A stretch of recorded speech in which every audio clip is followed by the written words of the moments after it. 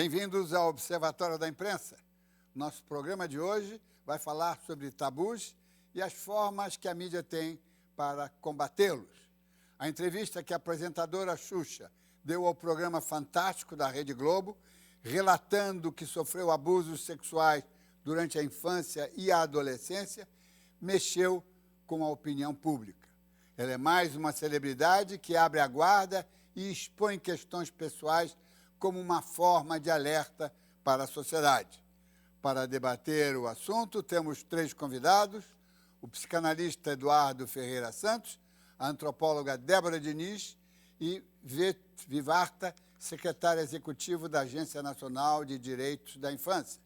Você pode participar fazendo sua pergunta por telefone, no número que aparece aí na tela, ou pelo computador, através do nosso chat no site da TV Brasil. Antes, vamos ver o que foi notícia na mídia esta semana.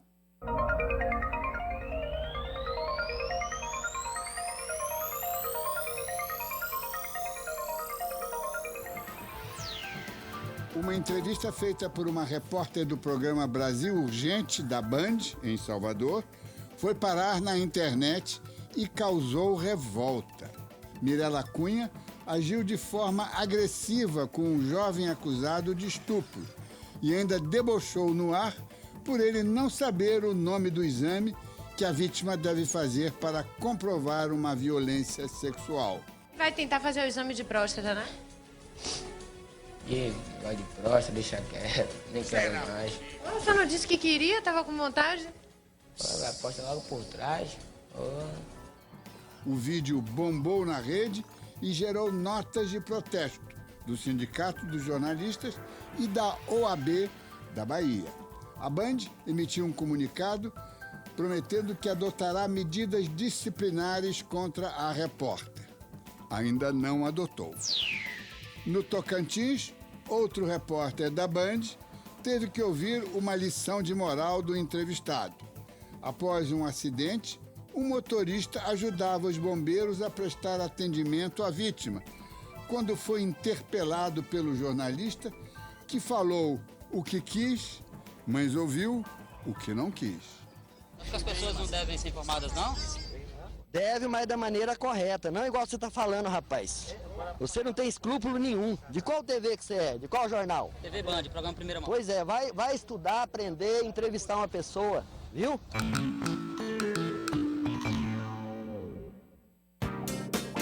Os chargistas resolveram pegar no pé do advogado de Carlinhos Cachoeira. O ex-ministro da Justiça, Márcio Tomás Bastos, orientou o seu cliente a entrar mudo e sair calado na sessão da CPI mista. Quem esperava por alguma declaração ficou a ver navios. O bicheiro ficou de bico calado, mas o seu silêncio caiu na boca do povo. De olho no passado, a historiadora Isabel Lustosa lembra uma personagem da imprensa que ficou famoso nos tempos do Segundo Império, o Doutor Semana.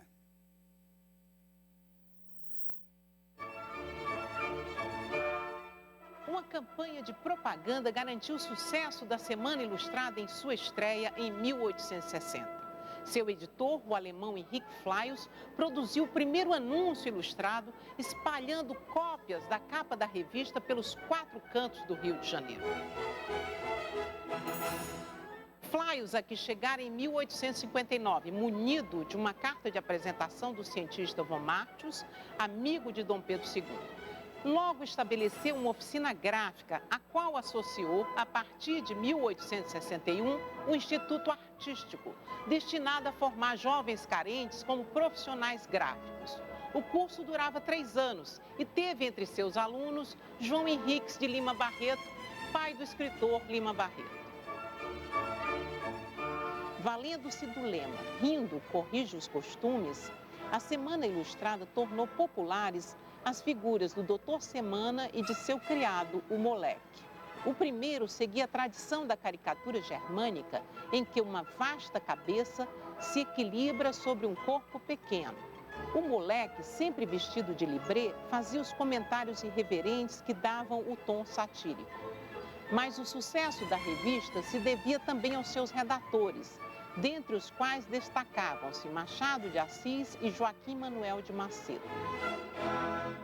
Durante a Guerra do Paraguai, a Semana Ilustrada mandou para o Teatro de Operações um elenco de correspondentes de guerra, com o que, como disse no editorial que deu início àquela cobertura, os leitores da Semana poderiam ter uma coleção completa do que será, por assim dizer, a história ilustrada da Guerra do Rio da Prata.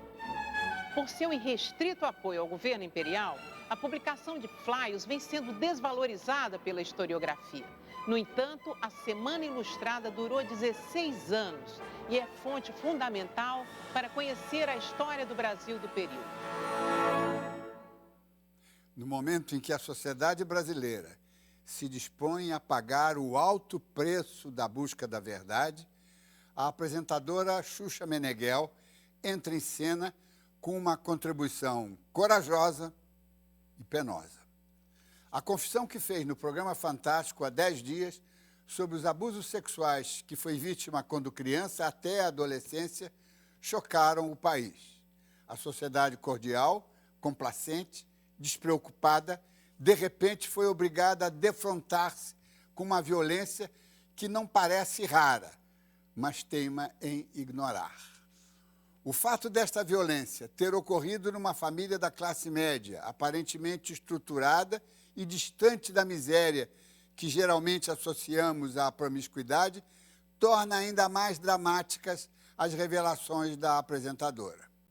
A extraordinária repercussão acionou um movimento de respeito e de solidariedade em todos os escalões e esferas, chegando à Secretaria de Direitos Humanos da Presidência da República, ministra Maria do Rosário. Não faltou a dose habitual de chacota e cinismo, atribuindo-se o gesto de expor tão cruamente sua vida íntima a uma compulsão marqueteira de quem está no showbiz. O deboche não colou. No programa seguinte, foi lembrado outro caso, no interior de São Paulo, envolvendo um pai, advogado, defensor de direitos humanos, que durante anos brutalizou não apenas a filha, também um filho menor. Esta violência não é isolada. Ela nos remete às revelações de pedofilia em entidades religiosas e à noção de que o pecado pode ser amenizado no confessionário. Xuxa sacudiu uma sociedade que não gosta de ser sacudida nem incomodada. A imprensa tem o dever de ajudá-la a derrubar a hipocrisia. Eu fui abusada, então eu sei o que uma criança sente, sabe? A gente sente vergonha, a gente não quer falar sobre isso. A gente acha que a gente é culpada. A gente acha que...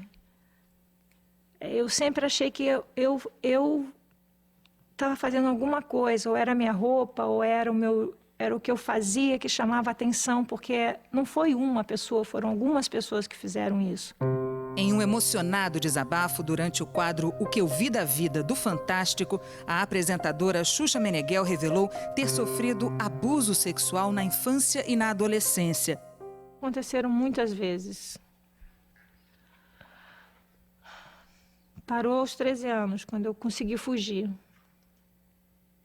Agora tem essas coisas que para mim me doem, me machucam, me dá, a palavra é essa, me dá vontade de vomitar. Quando eu lembro que tudo isso aconteceu, eu não pude fazer nada. Porque eu não sabia, eu não tinha experiência. O que é? O que uma criança tem de experiência? O que ela pode fazer? A reação da sociedade às declarações da apresentadora foi imediata e o assunto repercutiu nas redes sociais. A iniciativa de Xuxa foi elogiada por especialistas por encorajar a discussão do tema. A pessoa quer contar alguma coisa, quer que repercuta para os outros, mas especialmente quer que repercuta para si própria. Ela quer ser ouvida naquilo que na intimidade dela ela não conseguiu se fazer ouvir o suficiente. A ministra dos Direitos Humanos, Maria do Rosário, destacou a coragem da apresentadora. Nos dias seguintes à exibição do quadro, houve um aumento de 30% nas denúncias de abuso sexual. Quem está, por exemplo, em casa, escutando, ele recebe o impacto daquilo que ouviu e que bate ou nele, ou em alguém que ele conhece, repercute, reverbera. Isso tem uma importância afetiva muito grande. A postura da apresentadora também encontrou críticas. Para alguns famosos e muitos anônimos, a exposição da intimidade da artista teria sido um golpe de marketing. Nos últimos anos, o relato de celebridades sobre questões pessoais delicadas tem estimulado a população a procurar ajuda.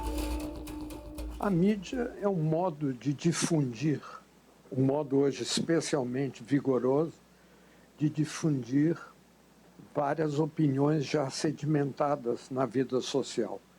Mas também é um modo usado por muitos para fazer uma catarse.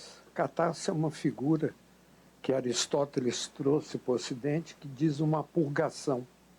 A pessoa purga uma certa situação já vivida anteriormente e a qual ela não pôde dar vazão. A mídia pode ser um importante aliado. Quem suspeitaria do pai, um advogado de prestígio, integrante da Comissão de Direitos Humanos da OAB de uma rica cidade do interior paulista?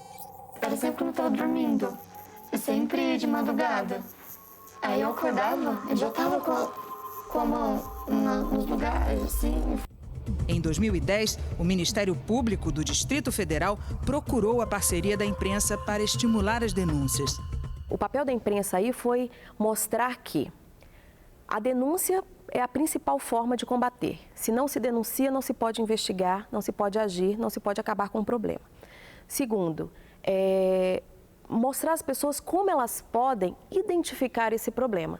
Então, a partir do momento em que uma pessoa está sentada assistindo uma reportagem, ela pode, de repente, identificar que o vizinho dela se comporta daquele mesmo jeito que a vítima apresentada na reportagem se comporta. Às vezes não é uma pessoa de fora, às vezes é o porteiro da escola, às vezes é o pai, às vezes é o padrasto, é o vizinho que as pessoas tanto confiam. Então, a gente quis mostrar também detalhes dessa prática. As declarações da apresentadora foram exibidas 2 dias depois da sanção da Lei Joana Maranhão, que ampliou o prazo para prescrição de crime sexual contra crianças. A lei leva o nome da nadadora porque, em 2008, ela denunciou um treinador por abusos quando ainda era criança. De acordo com o Ministério da Saúde, o abuso sexual é o segundo tipo de violência mais comum contra crianças e adolescentes. Na maior parte dos casos, o agressor é alguém da família ou uma pessoa próxima à criança. E até hoje, se você me perguntar por que aconteceu as coisas comigo, eu ainda acho que foi por minha culpa. E a gente não pode pensar assim. Estão conosco para falar sobre este tema em São Paulo o psiquiatra e psicoterapeuta Eduardo Ferreira Santos. Em Brasília, a antropóloga Débora Diniz e o secretário executivo da ANDI, Agência Nacional de Direitos da Infância, Vitor Vivarta.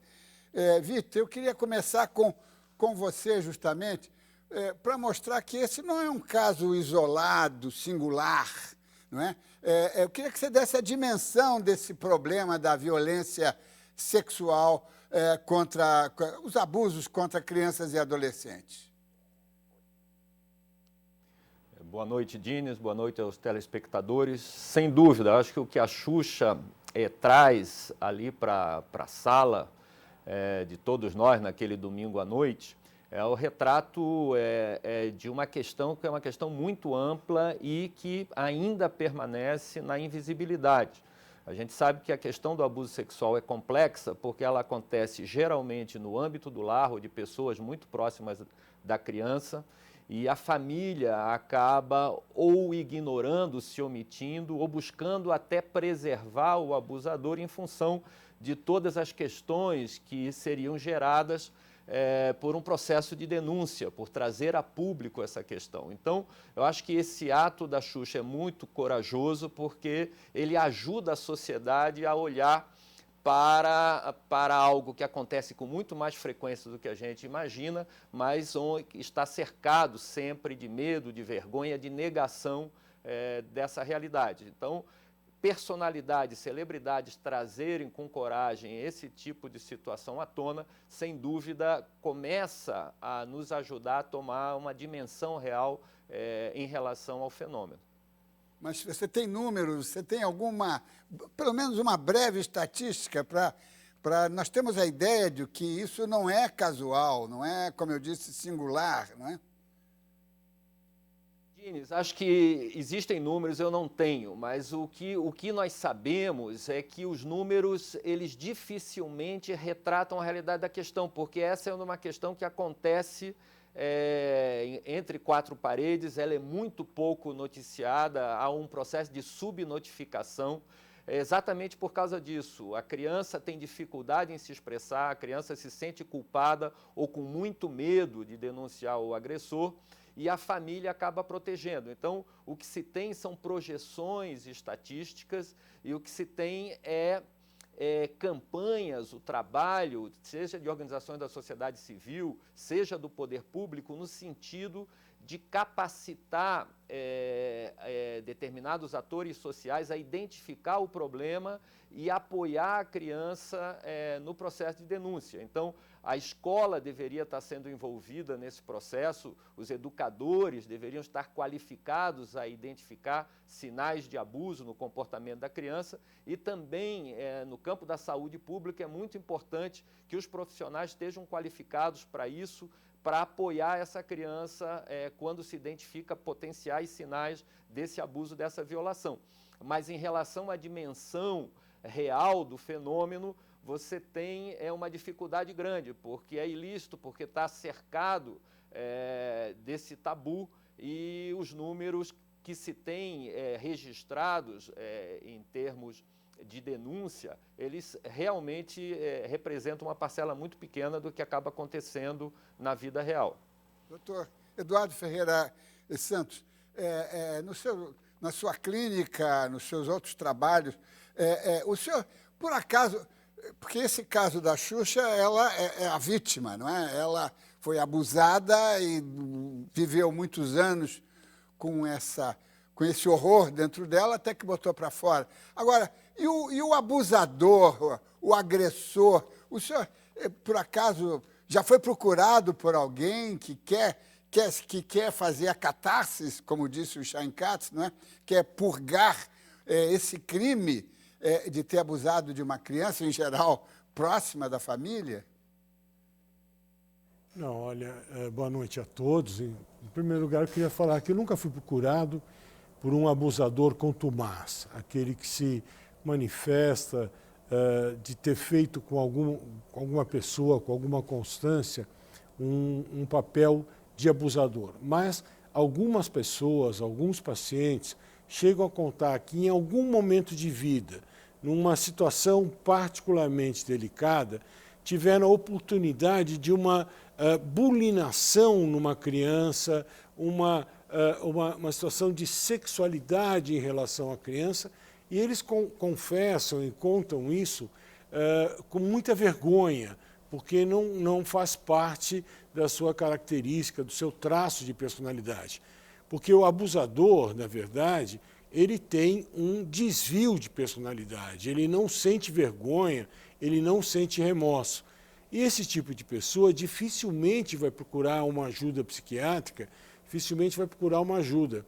Ele acaba sendo descoberto, acaba confessando essas coisas quando colocado num sistema judiciário, quando ele é mostrado, né? Quando lhe é mostrada a sua ação criminosa. Agora, eu só queria complementar o que foi falado, que isso não é de agora, não é novo, é uma questão muito antiga, e só para você ter uma ideia, e o telespectador também, no final do século retrasado, quando Freud começou a estudar os seus pacientes com histeria, o Freud denunciou, naquela Europa vitoriana, ele denunciou que havia casos de abuso sexual contra as crianças. E a sociedade como um todo se revoltou contra essa revelação. Como? Isso não é possível, isso não existe. Isso levou o próprio Freud, o grande pai da psicanálise, a voltar atrás e criar a teoria da sedução, que é o que muita gente acaba usando hoje em dia. Não, a criança não foi abusada, ela imagina que foi abusada, quando na verdade ela foi de fato abusada, muitas vezes com violência, e aí ela acaba tendo vergonha e ela assume a culpa por aquilo que foi cometido por um maior que está ali perto dela. Débora Diniz, na condição de antropóloga, como é que você vê toda essa questão? Quer dizer, não é só o abusador e a criança abusada, o jovem abusado, mas tem aí uma coisa chamada família, na estruturação familiar. Como é que você vê isso? Quer dizer, essa violência no seu contexto social, não é? Muito boa noite. A própria história da Xuxa toca na sua pergunta. A Xuxa ela faz várias vezes referência à figura da mãe e à dos irmãos. Ela diz, eu não contei a ninguém, nem sequer a minha mãe sabia o que acontecia comigo. Nós costumamos dizer que a questão da violência contra as crianças, ela se constitui como um binômio das crianças e de suas mães.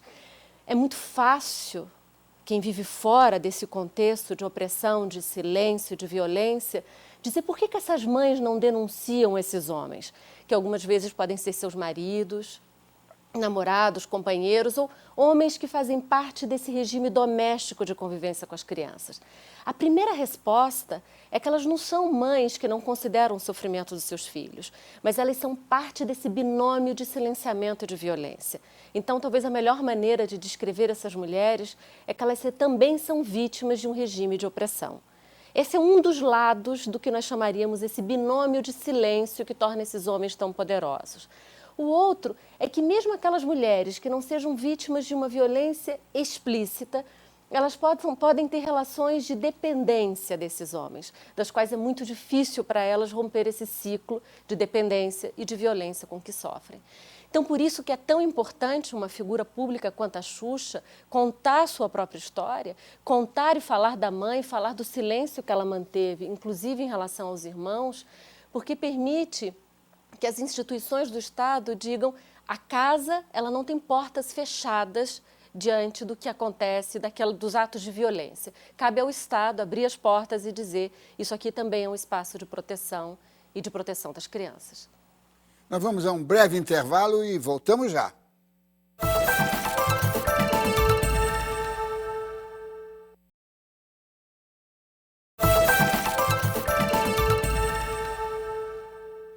O Observatório da Imprensa está de volta. Nosso debate de hoje é sobre o papel das celebridades na denúncia de questões que a mídia muitas vezes trata como tabus. Nos Estados Unidos, essa é uma prática comum, como nos conta o correspondente Lucas Mendes.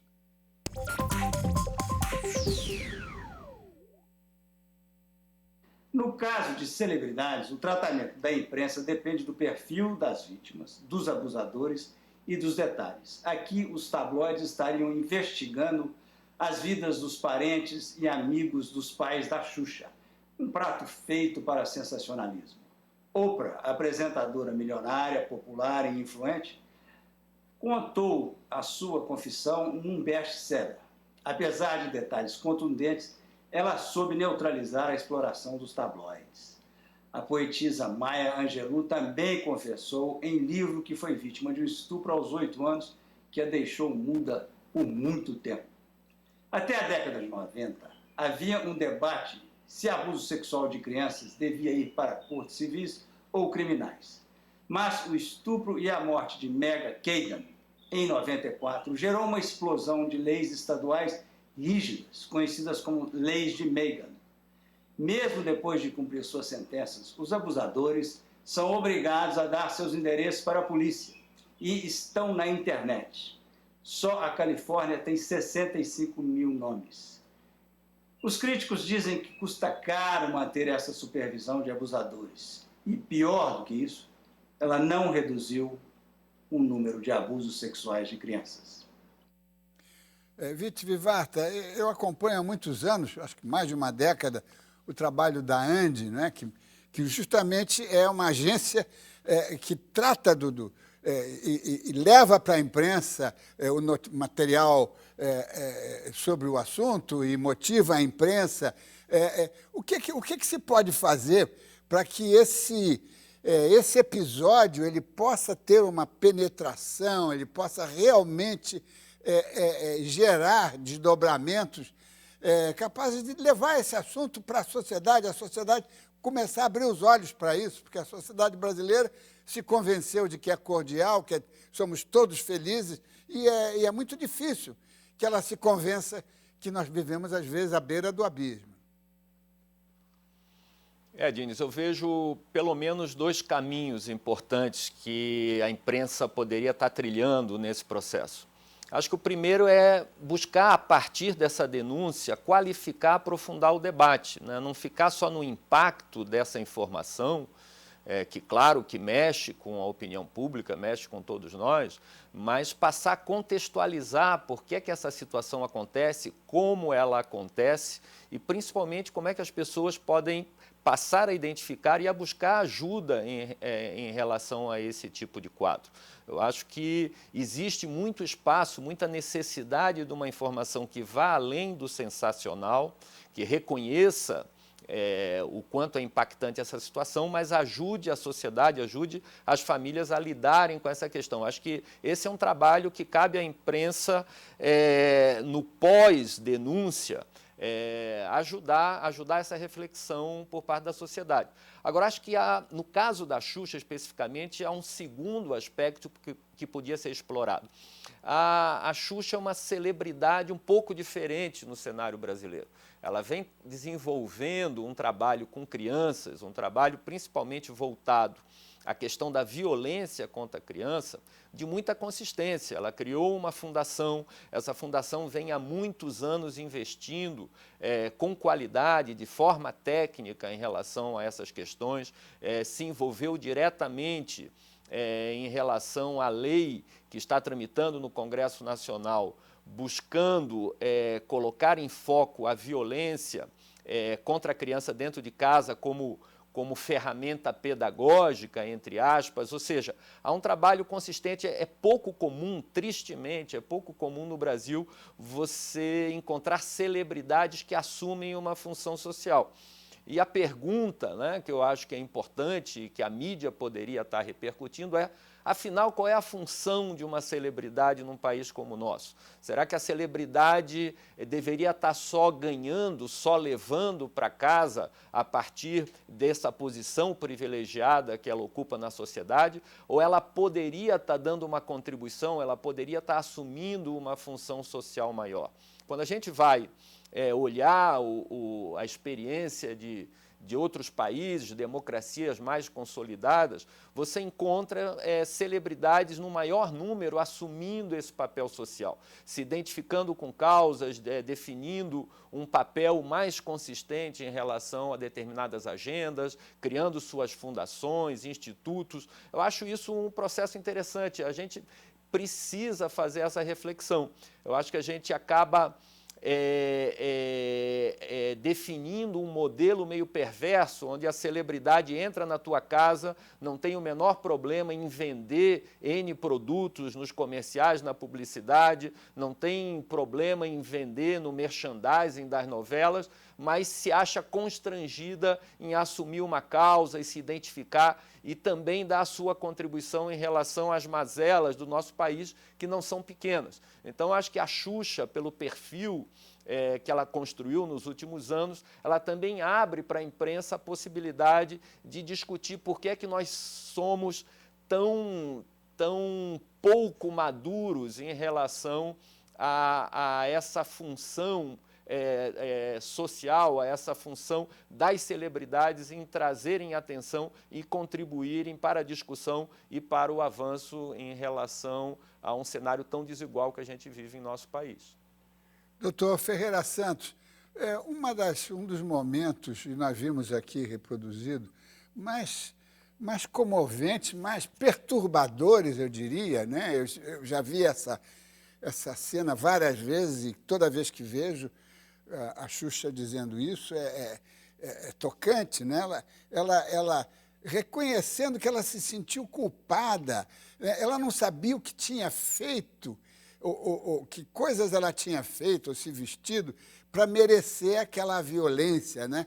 Como é que o senhor vê isso como psiquiatra e psicoterapeuta? Quer dizer, a criança não sabe, ela é inocente, ela é ingênua, não é? E a sociedade não a ajuda a perceber que algumas coisas estão erradas na sociedade, no tocante às relações eróticas e sexuais. Não é? Como é que o senhor vê isso do seu consultório e no seu trabalho de psicoterapeuta? Na verdade, o que a gente vê é assim, como a criança não tem, na verdade, a consciência absoluta do que está acontecendo. Ela passa a ter uma consciência, uma crítica maior sobre a violência que ela sofreu quando ela chega no início da puberdade. E aí volta tudo para trás e ela se relembra daqueles momentos e daquelas situações e ela fica num misto de revolta, culpa, medo, o que ela pode fazer, o que ela tentou fazer.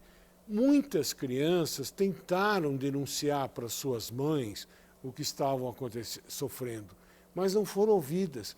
Foram tidas como loucas, vamos dizer, ou como se elas estivessem fantasiando. Eu vi vários pacientes, mulheres, e meninos também. Isso não é um crime exclusivo de mulheres, não são só as meninas que sofrem esse tipo de violência. Meninos também sofrem por outros homens que praticam a violência sexual, que praticam a bulinação sexual. Então, quando a criança chega na adolescência e toma ciência de que ela participou de um ato feio, de um ato condenado, de um ato que não que ela não pode contar para ninguém, porque senão aquilo ela vai ser vista como uma má menina ou como um menino de orientação sexual invertida, a criança se sente profundamente deprimida, envergonhada, e isto pode gerar na criança transtornos de personalidade muito importantes. Há várias crianças, há vários abusados que na idade adulta se tornaram abusadores de uma forma ou de outra. As páginas policiais estão repletas de serial killers, de pessoas que fizeram crimes sexuais bárbaros e que referem na sua história casos de abuso praticados por pessoas mais velhas. E muita gente, e isso que é muito importante, que eu quero chamar a atenção, quando a gente vê a Xuxa falar, com todas as críticas que possam haver em relação é verdade, é mentira, é golpe de publicidade, não é? Não importa, importa que ela está sendo a protagonista de um grande drama da nossa sociedade. As crianças são, de fato, vítimas dessa bulinação, dessa violência sexual. Estejam atentos, pais, mães, parentes, avós, pessoas que estão perto de uma criança. Quando ela falar que isso está acontecendo, dê-lhe ouvido. Não finja que aquela criança está mentindo, não fuja daquele assunto. Se ela fala de um professor na escola, se ela fala de um amiguinho, às vezes de um amigo mais velho, do irmão ou da irmã, ouça essa criança. Pode ser verdade, pode não ser, mas, a princípio, como diria no direito, in dubio pro réu. Na dúvida, vamos ouvir essa criança, vamos investigar e vamos denunciar. E que essa denúncia não pare arquivada numa delegacia como um inquérito que se perde, quanto tantos inquéritos se perdem nesse Brasil e neste mundo hipócrita que se esconde atrás de uma falsa moral, de uma falsa religiosidade, de uma falsa apresentação daquilo que é certo, quando, por baixo do pano, tudo está acontecendo de uma forma errada. Débora Diniz, o doutor Ferreira Santos tem tocou aí em algumas coisas que são ainda mais perturbadoras, né? Inclusive sobre a questão da religiosidade, não é? A abominação de garotos, não é? O que nos remete obrigatoriamente a nos lembrar da pedofilia, não é? Que ocorre em ambientes, pelo menos os grandes escândalos em massa de pedofilia ocorreram em ambientes religiosos, não é? Quer dizer, a forma com que, às vezes, no confessionário se resolve esse pecado de uma forma muito simplificada, com meia dúzia de ave-marias, não é? Como é que você vê essa questão? Veja, o nosso ponto de partida é uma afirmação que já foi dita aqui. Nós sabemos muito pouco sobre quem é o abusador, como se dá a cena do abuso em um ambiente doméstico, porque as notificações que nós temos, os dados disponíveis, eles partem de um pressuposto da subnotificação. Então, tudo que eu passo a dizer agora é reconhecendo a fragilidade do nosso dado. O doutor ele parte por um caminho de uma possibilidade de medicalização, ou seja, de uma descrição patológica do perfil do abusador. Eu levantaria outras hipóteses.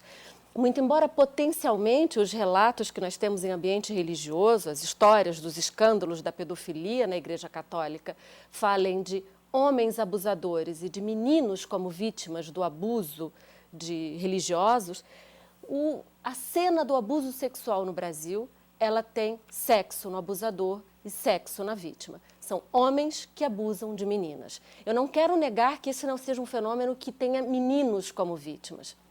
Mas, essencialmente, o abuso, e especialmente o ambiente doméstico, tem as suas meninas como vítimas.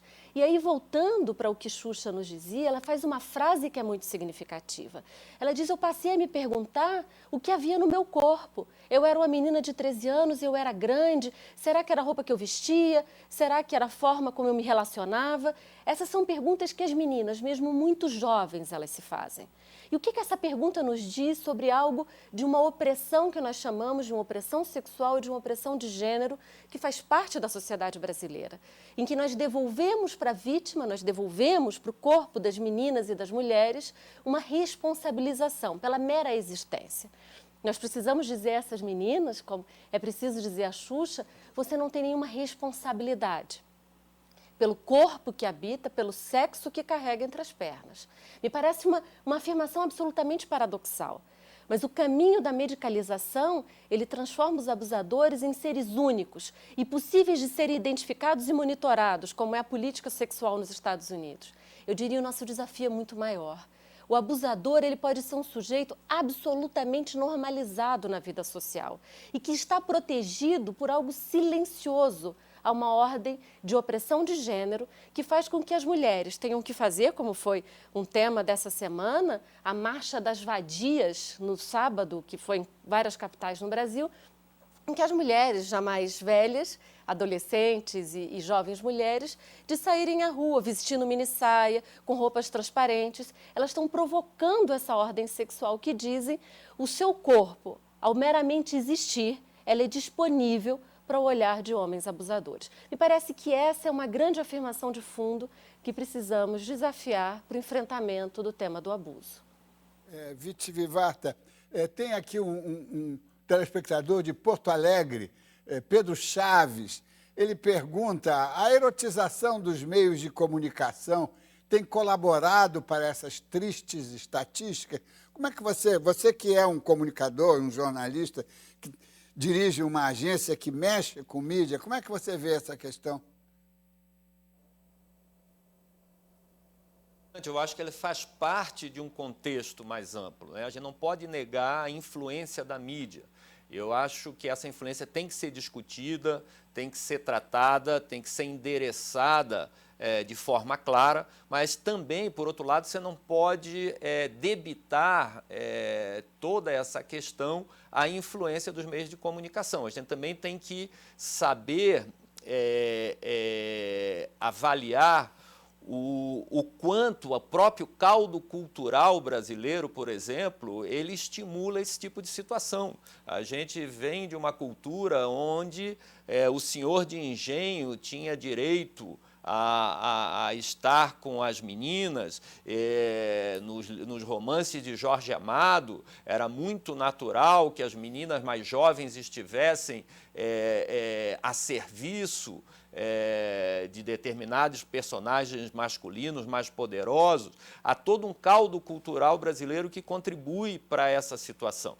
E o quanto a mídia de massa, que está dentro da nossa casa todo dia, a partir das suas obras de ficção, por exemplo, das novelas, das séries, dos filmes, pode contribuir para naturalizar uma erotização precoce. Eu acho que esse é um dado importante. A gente encontra no cenário internacional uma série de pesquisas, pesquisas consistentes, amplas, demonstrando que essa influência pode acontecer e pode acontecer de forma a gerar impactos bastante grandes. Então, eu acredito que essa preocupação deveria ser parte das chamadas políticas de comunicação e dos marcos legais do campo da comunicação, mas sempre pautadas, qualquer tipo de organização desse cenário, a classificação indicativa, por exemplo, dos conteúdos audiovisuais da televisão,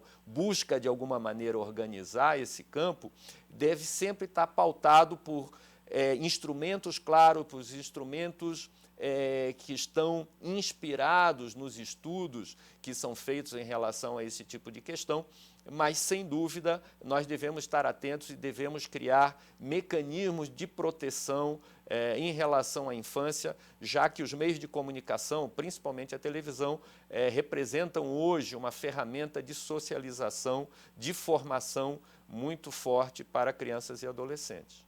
Vamos fazer um breve intervalo e voltamos já.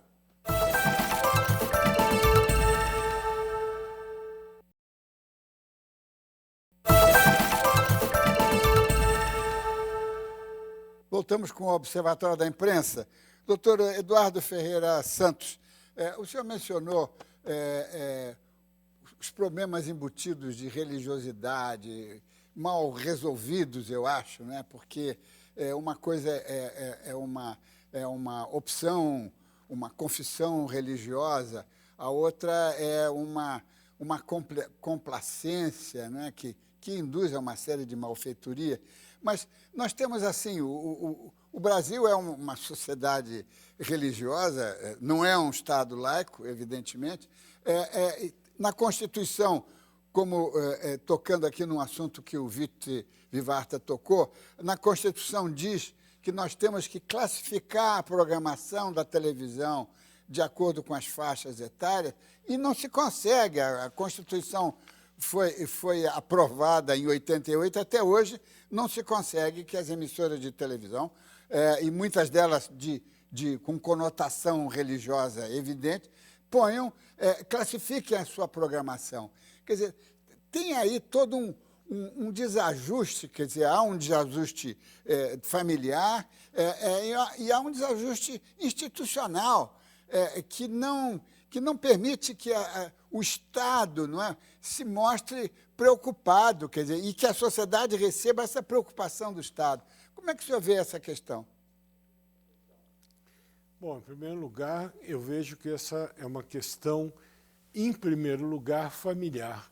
Não adianta jogar para o Estado e não adianta jogar a culpa para outros.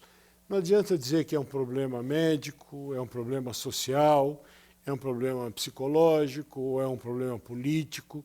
O que existe, na verdade, é uma questão de falta de moralidade em vários níveis. A ética e a moral estão despedaçadas pelo mundo todo. E isso não é um problema brasileiro nem atual. Foi falado, por exemplo, dos senhores de engenho que abusavam das suas escravas, das suas pessoas da sua fazenda, mas você sabe que os senhores feudais também faziam isso, os reis também tinham o direito da primeira noite com a noiva dos seus súditos. Então, isso é histórico ao longo do tempo e que acaba acontecendo, explodindo dentro da nossa família.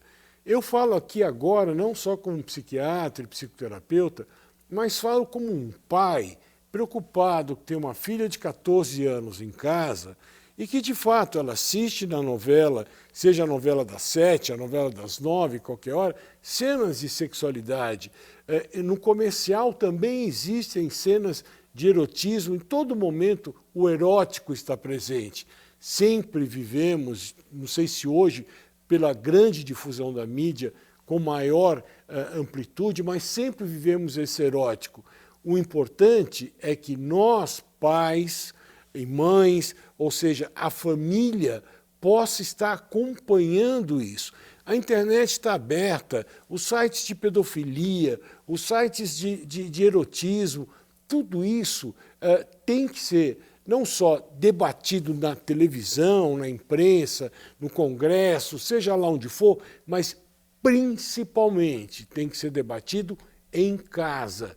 É uma mãe falando com uma filha, é um pai falando com um filho, é a família voltar ou passar a ter uma estrutura real de integração, de recuperação de valores éticos, morais e verdadeiros de amor e afetividade, onde o erotismo está presente, mas ele não é dessa forma tão devassa como tem ocorrido atualmente.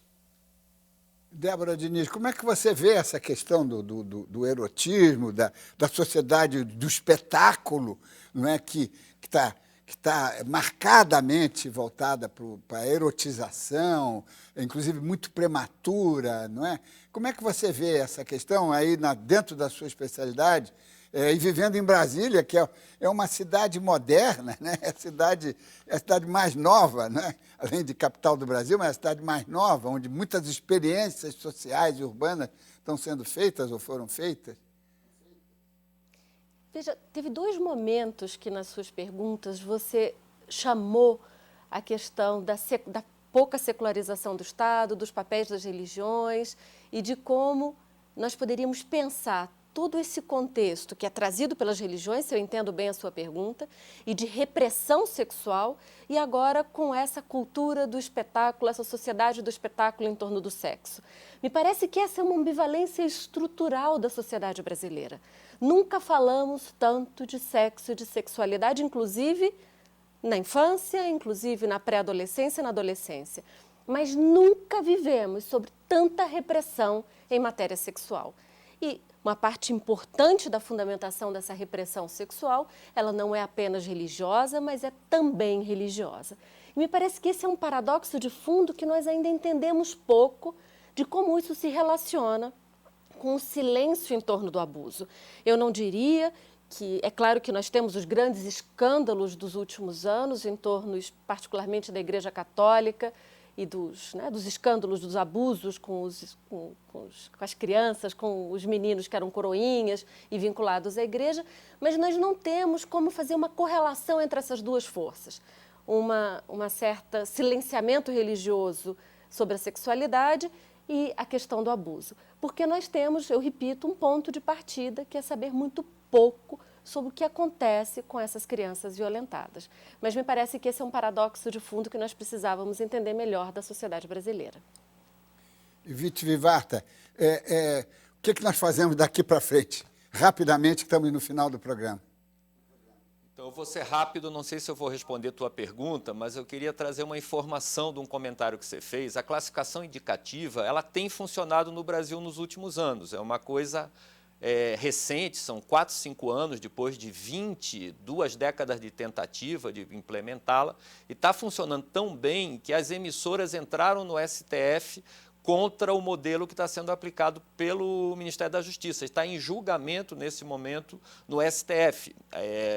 O argumento delas é que temos censura, temos restrição à liberdade de expressão. Quem sabe essa é uma pauta aí para um observatório de imprensa, porque o ministro Joaquim Barbosa pediu vistas ao processo, o julgamento está temporariamente suspenso, mas as emissoras não estão satisfeitas porque, pela primeira vez na história do Brasil, parece que a classificação está minimamente organizando o cenário. Está organizando, mas não está, porque elas não querem aceitar as suas responsabilidades sociais. E, com isso, chegamos ao final do programa. Quero agradecer a presença do psicanalista Eduardo Ferreira Santos, da antropóloga Débora Diniz e do secretário executivo da ANDI, Vivarta. Nosso programa termina aqui, mas continua nas redes sociais e em nosso site, 7 dias por semana, 24 horas por dia. Afinal, acompanhando o Observatório da Imprensa, pela TV, pela internet, pelo rádio, você nunca mais vai ler jornal do mesmo jeito. Boa noite.